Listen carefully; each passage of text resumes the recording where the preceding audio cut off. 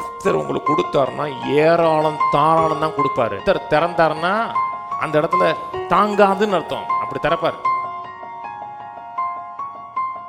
ஆபிராமும் அவன் மனைவியும் அவனுக்கு உண்டான யாவும் அவனுடனே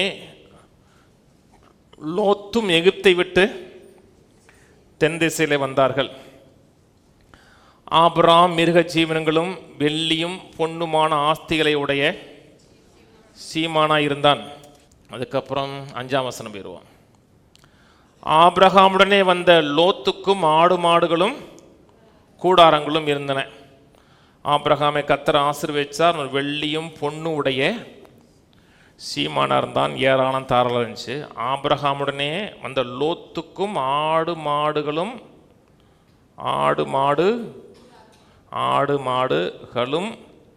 கூடாரங்கள் இருந்தது. யாரோட நம்ம ஜாயின் பண்ணுறது ரொம்ப முக்கியம். யாரோட நேரம் செலவழிக்கிறோம், யாரோட டைம் ஸ்பெண்ட் பண்ணுறது முக்கியம். வேதம் சொல்லுகிறது, ஞானிகளோடு சஞ்சரி அப்பொழுது ஞானி ஆவாய், மூடனுக்கு தோழன் ஆகாதே அப்படின்னு இருக்கு. ஆகாத சம்பாசனை நல்லொழுக்கத்தை கெடுக்குன்றிருக்கு. நீங்கள் பழகிற ஆட்கள், பேசுகிற ஆட்கள் விஷன் உள்ள ஆட்களாக இருக்கணும். விஷன்னா முற்போக்கான விஷன் உள்ள ஆட்களாக இருக்கணும். சில மக்கள்கிட்ட இருந்து உங்களை விலக்கி வச்சாவே நல்லாயிடலாம். சிலர்லாம் சுகம் உண்டாயிரும், செழிப்பு உண்டாயிரும், நல்வாழ்வு உண்டாயிரும். ஏன்னா தரிசனத்தை சிதைக்கக்கூடிய ஆட்கள் எத்தனை பேர் இருப்பாங்க. அதெல்லாம் அப்படி ஆக முடியாது. இந்த காலத்தில் கஷ்டம், அந்த காலத்தில் கஷ்டம். ஒருத்தன்ட்ட போனீங்க வச்சுங்களேன், என்னையா செய்ய போகிறேன், ஒரு 10 கோடி ப்ராஜெக்ட் பண்ண போகிறேன். 10 கோடி தானா, செஞ்சிடலாயா அப்படின்னா அவன் நல்லவன். 10 கோடியா, அப்புறம் பிரதர் பாப்பமா அப்படின்னு போயிடணும். அவன் சொன்னோம்னா 10 கோடி தானா, சேர்த்திடலாம்யா விடியா அப்படின்னா அவன் விஷன் உள்ளவன் அர்த்தம். 10 கோடி அத்தாடி இருதயமே நிற்கிறத மாதிரி இருக்குன்னா உங்களை அடுத்த நாளைக்கு நீங்கள் போகவே முடியாது.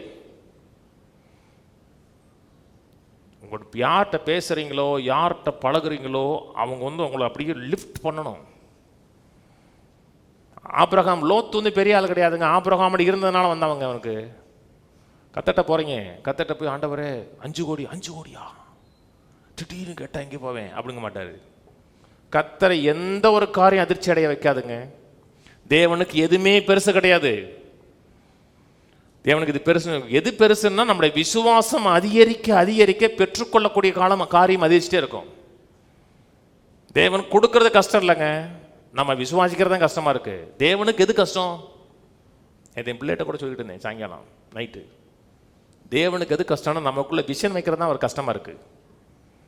நம்முடைய எண்ணங்களை மாற்றி அமைக்கிறதா அவர் கஷ்டமா இருக்கு. எண்ணங்களை மாற்றி அமைச்சிட்டீங்க, சிந்தைகளை மாற்றி அமைச்சிட்டீங்க, நல்ல காரியங்களை பார்க்க ஆரம்பிச்சிட்டிங்கன்னா தேவன் உங்கள் வாழ்க்கையில் ஃப்ளோ ஆகிறது ரொம்ப ஈஸி. நிறைய மக்கள் எண்ணம்லாம் குறுகி எண்ணம் பெருசாக இருக்கணுங்க. அன்றைக்கி தற்செயலான பெரும்பாலும் நிறைய பார்க்க மாட்டேன். அன்றைக்கி சமீபத்தில் அந்த ஏர்செல் ஓனர் இருக்கா தெரியுமா, அந்த ஆளுடைய பேட்டி இருக்கு பாருங்க தயவு செய்து. முதல் எபிசோடும் பார்த்தேன், 2வது எபிசோடு பாதி எழுதி பார்த்தேன். 14,000 கோடி லாஸு. அவன் அது ஒன்றும் கவலை இல்லைங்கிறான். ஒன்றும் இல்லை, அந்த கவனம் என்கிட்ட இல்லை, இருக்க வேணான்றதுக்கு போயிருக்குங்கிறான். Show cool. ஒரு 200 கோடி எட்டு வந்தேன், டீ ஊத்துற அம்மாவுக்கு 25 லட்சம் கொடுத்தேங்கிறான். மைண்டில் பணம் இல்லை. அதனால ஒரு காரியம் சொன்னான், மைண்டில் பணத்தை வைக்காதீங்க, பணத்தை யூஸ் பண்ணுங்கண்ணா. இத்தனை நான் சொல்லி கொடுக்குறேங்க. மைண்டில் பணத்தை வைக்காதீங்க, பணத்தை யூஸ் பண்ணுங்க. 14,000 கோடின்னா மக்கள் அவ்வளோதான் முடிச்சிருவாங்க. ஆற்றுலையோ குளத்துலையோ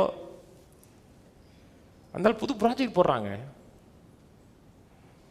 சிந்திங்க, பெருசாக சிந்திங்க, விஷன் உள்ள மக்களாக இருங்க. அடுத்த வசனம், அவர்கள் ஒருமித்து குடியிருக்க அந்த பூமி அவர்களை தாங்கக்கூடாது இருந்தது.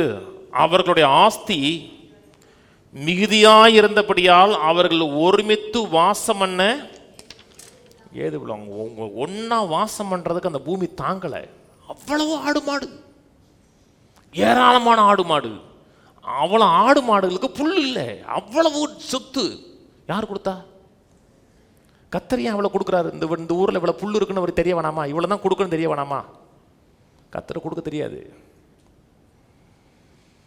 கர்த்தர் உங்களுக்கு கொடுத்தாருன்னா ஏராளம் தாராளம் தான் கொடுப்பாரு. மல்லியா சொல்றார், வானத்தின் மதகுகளை திறந்து இடம் கொள்ளாமல் போக மட்டும் பணத்தை கொடுப்பாருன்னு சொல்லல, ஆசீர்வாதத்தை கொடுப்பார். ஒரு நாள் வானத்தின் மதகுகள் திறந்து தெரியுமா? நோவாவின் காலத்தில். அதான் கத்தர் திறந்தாருன்னா அந்த இடத்துல தாங்காதுன்னு அர்த்தம். அப்படி திறப்பார்.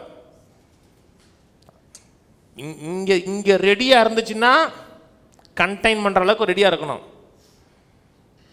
இடம் கொள்ளாமல் அந்த இடத்த இருக்க முடியாத அளவுக்கு கொடுக்குறாருங்க. அதான் தேவ சுத்தமா? அதான் தேவ சுத்தம். நீங்க வாழ்ற வாழ்க்கையை பார்த்து பக்கத்தில் பயப்படணும். எல்லாம் நிறைவா இருக்கு, சம்பூர்ணமா இருக்குன்னு பக்கத்தில் பார்த்து பயப்பட்டு நம்ம வாழ்க்கையில தேவனுக்கு மரியாதை கொடுக்கணும்.